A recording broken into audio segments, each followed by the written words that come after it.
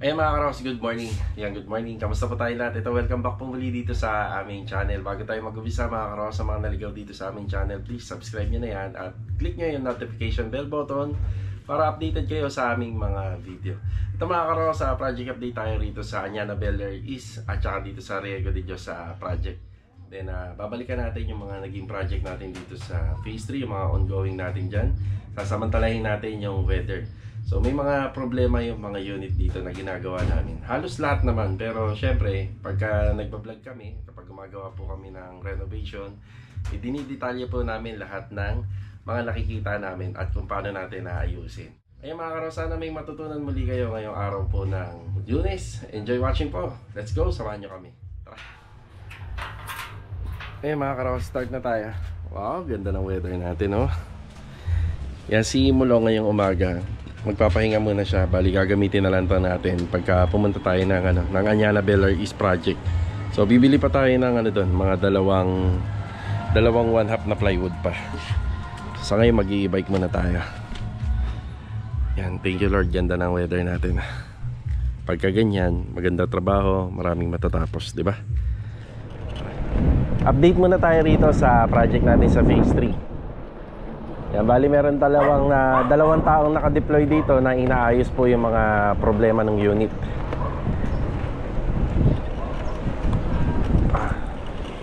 Okay, dito na tayo. Good morning kila Sir Joshua at kila Ma'am Myra, Mando and family. Si Master Jojo pala nandito. Good morning Master Jojo. Good morning. Morning. Tinutuloy niya rito yung sa finishing carpentry. Yan, kamusta yung pader dito? Yan, wala namang ulan na naganap kahapon. Yan medyo tuyong-tuyo na po siya. Under observation. Siya nga pala, pumunta pala si client dito na nakaraang araw. Yan, hindi na natin siya nasama sa vlog. At natutuwa naman po kami dahil nagugustuhan niya lahat ng mga nangyayari dito sa kanyang bahay. Yan, ito nga po pala is nasa 18 square meter na lang itong taas. Siyempre, mag-isa lang naman daw po siyang titira rito. Gusto niya ma-maximize yung bawat area. So, matatapos natin tong unit na to, okay lang sa kanya na makikita natin na medyo masikip na. So, kagaya dito, pinagkasya namin yung walk-in closet na may dalawang closet cabinet. So, isa rito, tsaka dito banda. Kakaroon pa po yan. Dito yung kanyang bed frame. So sa bed frame niya, single na lang po yun. Parang 120 cm by 75 inches. Yan, tapos may side table pa, aircon. Tapos ito na po yung ginawa nila Bilog at saka nila Adonis. Yan, mag-ano pa po sila rito. Magbubuli pa. So ang hiling lang naman natin wag lang pong uulan para maging pulido na yung gawa. So, yung mga concrete topping, waterproofing, ang kalaban lang po talaga niyan ay ulan. Yan, bubulihin pa po nila to. Ayan, may tansi na siya. Tapos ang location ng floor drainage papunta na po ron. Tapos waterproofing ulit. Pero yung pagwa-waterproofing nito bandang huli na. Pintor na yung gagawa. So meron tong unang waterproofing bago yung concrete topping. Tapos after concrete topping, may waterproofing ulit. Pero yung pinaka-concrete topping nito mga karos, binistay na buhangin na lang yan. At saka semento. At saka meron po siyang waterproofing compound sa Sahara. Yan, dito nagkakaroon ng leak problem. Pero yan, okay na. Tapos design na lang. Meron pa tayong mga hinihintay rito. Magkakaroon po kasi ng sliding door to. French type. Gamit po yung materialis na glass and aluminum. Maliit pero very detailed yung design. Tsaka matrabaho. Closet pa lang nito sa taas, dalawa na. Tapos meron tong dalawang TV area, meron dito sa taas at saka meron dito sa baba. Tapos itong handrail, kaya hanggang ngayon open siya. Kailangan matapos muna si Master Jojo rito para hindi po siya mahirapan mag-akit ng mga materialis. Tapos iibahin din po natin yung design nyo nito. Mababago din.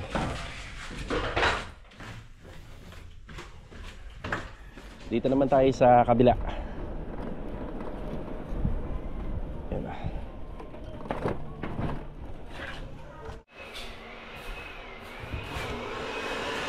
Si Adonis. Good morning, Adonis. Good morning. Yun na.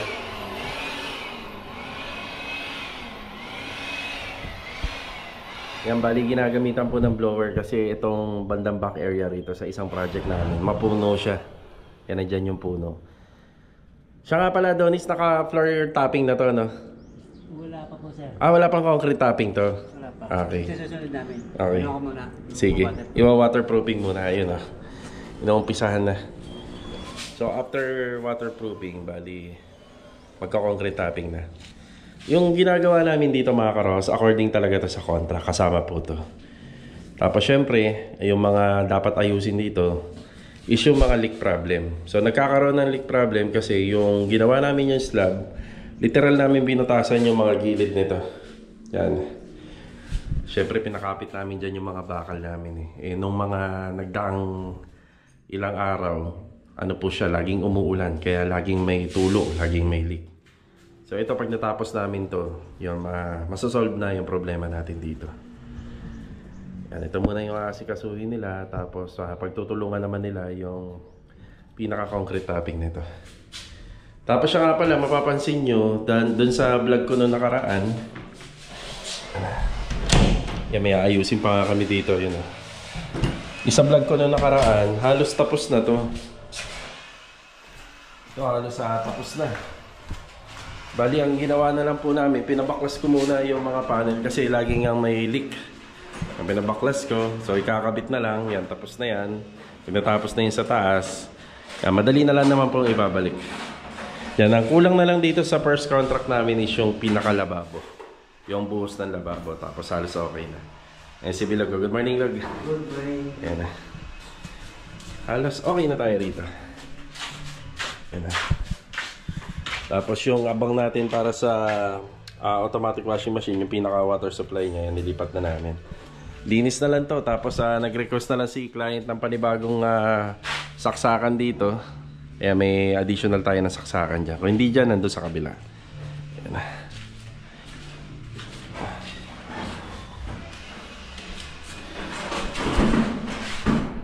Kung merong ipadadagdag si client dito, ang usapan namin yung tiles ng lababo.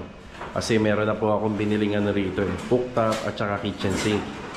Yan, yung tiles ng lababo. Tapos floor tiles. Yan. Dito banda sa floor area dito sa fence at saka dito sa loob para every time na napunta sila, gusto nila maglinis, madaling walisan. Pagka ganito ko kasi, laging maalikabok to. Para pagka pumupunta sila rito, at least pwede nilang tambayan habang wala pa pong ibang mga renovation na pinagagawa. Yan na. Yan yung kasunod. Bali ito mga karaos, after break time, yung gagamitin natin si Mulong. Pupunta tayo ng Anyana Belleries. Ayan yung weather natin. Kanina nga po pala, habang break time, habang nagpapahinga tayo, umulan. Siguro mayroon pa nga talagang bagyong paparating pa. Tara.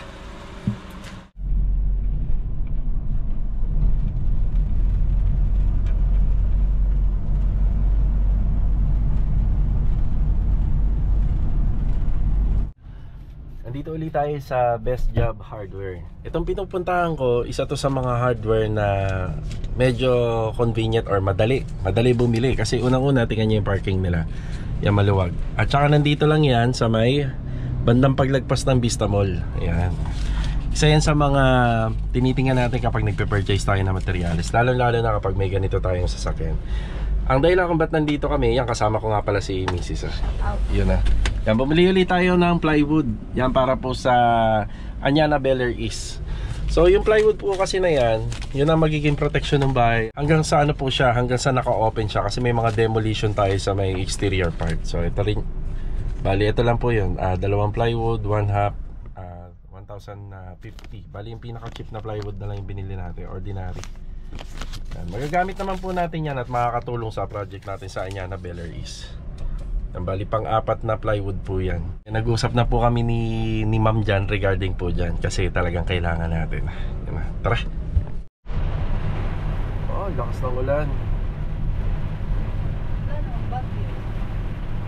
Pero sabi sa mga comment dito sa YouTube, meron daw, may paparating daw eh. Yan, shoutout po kay Ma'am Katie na lagi po nanonood dito sa ating YouTube channel. Nandito kami sa biyahe ngayon papunta Cañana Beller East.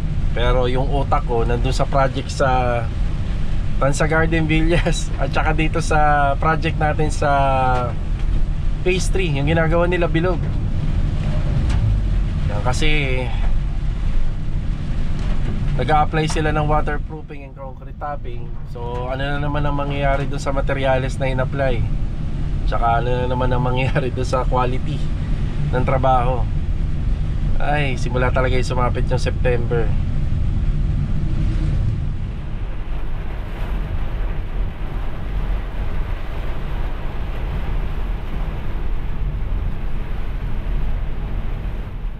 Okay, nandito na tayo sa Cañana Beller East project. Yan na, dala-dala natin yung plywood. Bali pang 4 na plywood yan.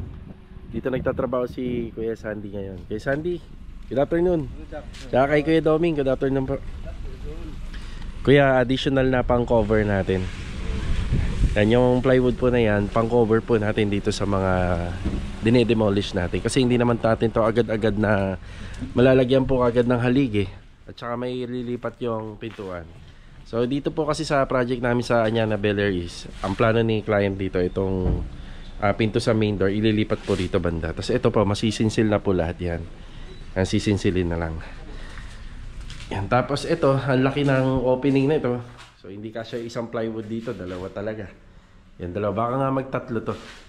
3 plywood na magkakadikit. So ito, may additional tayo na panambak. Pagtutulong-tulungan na lang po nilang dalawa muna yan. Ay ilagay po doon sa gilid. Yan.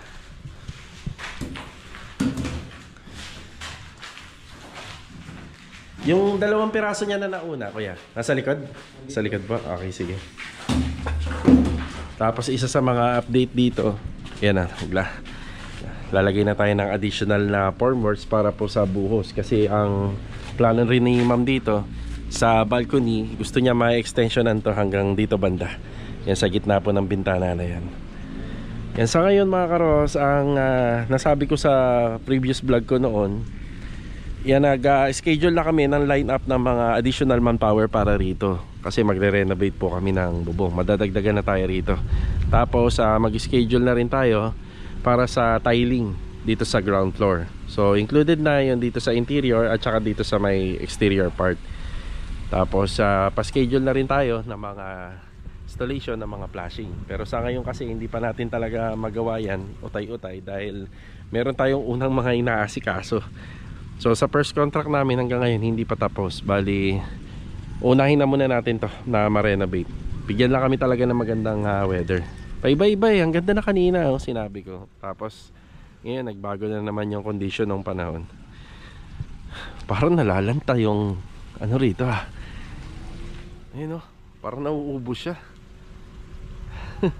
O baka kagawa ng bagyo. Ano na to eh, malusog na tong mga dahon nito eh. Kuya, yung drip mold wag mong kalimutan.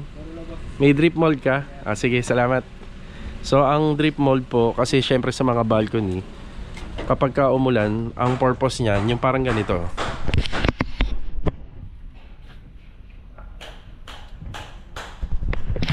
Yan ang purpose niyan, parang yung tubig hindi gagapang papunta rito. So dyan pa lang may stopper na siya, hanggang dito lang yung tubig sa tuwing umuulan. Okay, Doming, pakita natin yung mga dinimolish mo rito. So ito, nasagad natin as per plan. Pero ito hindi na. Kasi poste na, no, kuya? Yan, poste na po ito. Kasi kita naman na yung may beam, may biga. So at least ito, nasagad pa natin. Yan, kahit pa paano, wide pa kahit pa paano rito. Kasi dito yung pinaka-dining area. Tapos dito sa magkabilaan din, hanggang ganyan na lang din talaga, no, kuya Dom? Na 1.8. no. Pero ito kuya, pag sinukat, ilan ang sukat nito? 180. Yun, sakto na sa 180. Pagka dinivide natin sa sliding door, sa kulang-kulang 1 meter naman siya, 90 cm. Pasok pa rin. Tapos kung bakit ito yung tinibag, hindi na po lahat, gawa ng yung door and hamba yung transfer lang naman po rito. Tapos ito, Kung bakit nabanggit ko kanina, bakit sisinsilin yung design. Bali okay na daw kay ma'am na puro flat wall lang, wala na pong disenyo. Babawi na lang po sa texture paint. Sige kuya, pwede na yan. Kay Sandy, okay naman kayo rito? Sige, sige. Ingat ha, ingat ha. Yan na, mauuna na po tayo sa kanila. Ang team ni Master Jojo sa susunod po, ano tayo rito? Schedule tayo. Yan, yung mga installer natin ng roofing and trusses na sa mga susunod. Tapos sa tiling, si Ricky po yung pagagawin po natin dito. Yan, papakuhaan po natin siya ng ID na para sa mga susunod makakapag-umpisa na po sila rito. Bali, tiling works, may kasamang helper syempre.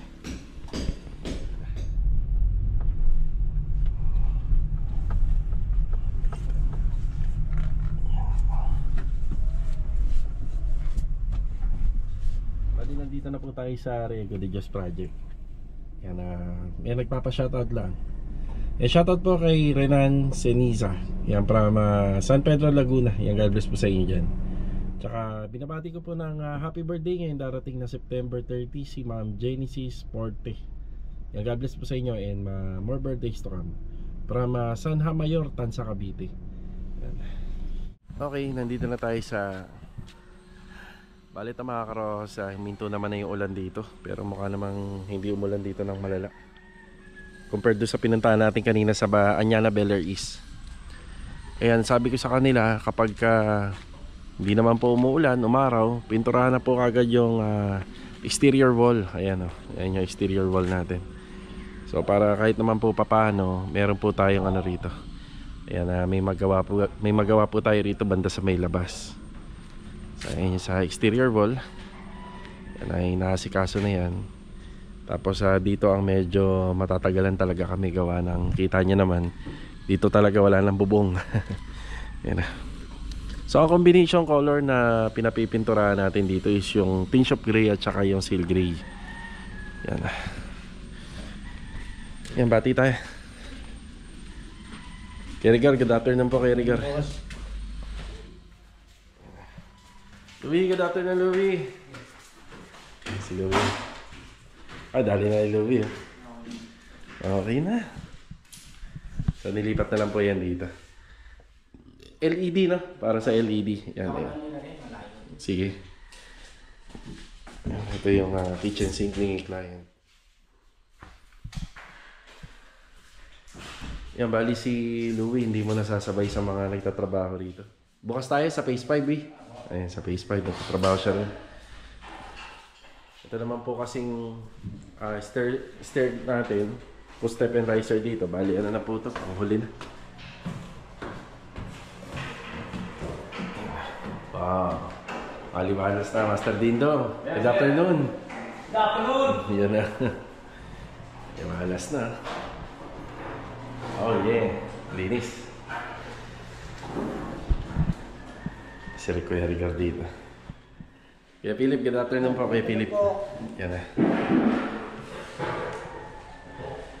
Yan, ito yung Riego de Dios project natin.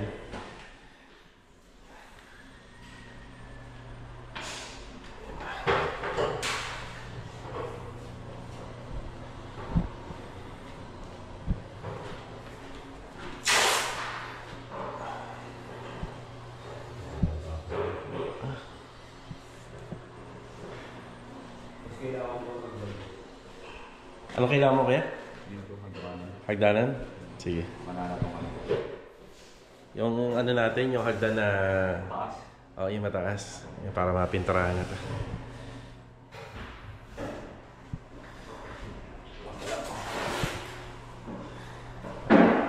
Palinis na rito.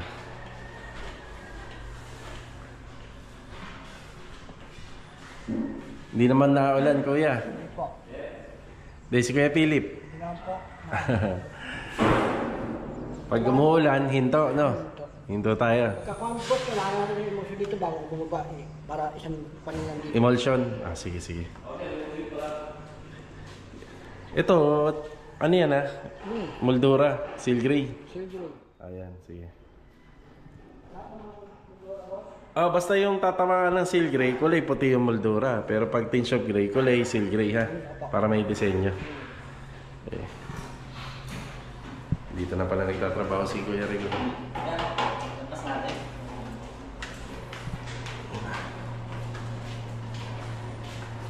Gagawa ka ba din yung diretsong hen? Oo. Oo.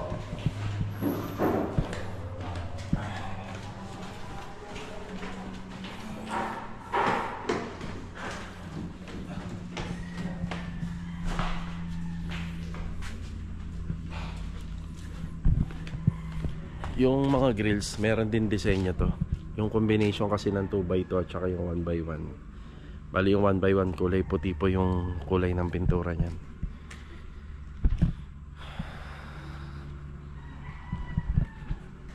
Yung seal gray na yan hanggang pababa yan.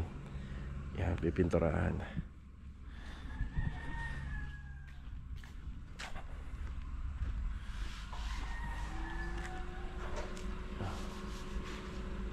Kahit pa paano nagkaroon na ng konting design yung bahay. Yan.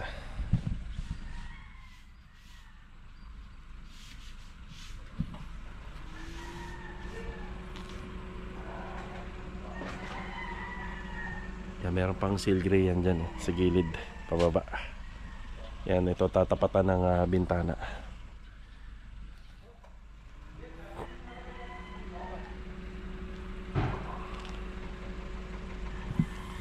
So ito muna yung update natin dito sa Riego de Dios project.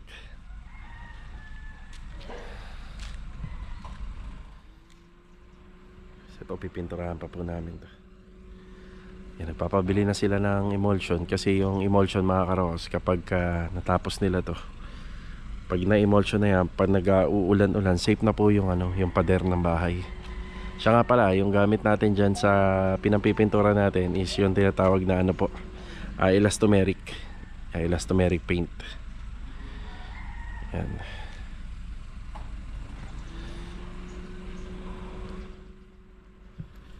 Luwag ng bahay Pero yung second floor halos sama na. Malinis na. Yan dito na lang. Paloob. Siguro nakakailang buwan na ba kami rito? 5 months. So 2 months pwede na natin turn over September. Baka by November. Yan, turn over na natin kay kay client. Yan, tapos yun sa bubong po sa taas. Yan, syempre may kami dyan. Meron po kaming final retouching. Tinatanong nga pala sa comment kung saan daw ba yung mga daluyan ng tubig dito. Ayun, meron po tayo doon. May downspout po tayo doon sa isa sa dulo. Tapos dito magkabila, meron din po tayo. Yan, isa dyan at saka doon sa dulo. Kaya mapapansin nyo, may mga materialis pa po kami na PVC. So, Neltex po yung gamit natin dyan na PVC. Okay, hanggang dito na lang po muna yung vlog natin mga karos. Maraming salamat po muli sa pagsama ngayong araw po ng Lunes. Kita-kita na lang po tayo for the next video. Sa mga hindi pa po naka-subscribe, please subscribe nyo na yan para madagdagan tayo. Tapos laging i-click yung notification bell button kasi araw-araw po kami nag-upload para naka-notify po kayo, di ba? So, kalbos po sa ating lahat. Ito, paalam po muna. Ingat tayo lahat. Tara. Bago matapos yung vlog natin, galing tayo rito sa Tansa Garden Villas. Kasi sinundo natin yung mga workers na pumasok dito. Yan na sila. Yan na. Okay, hanggang sa muli.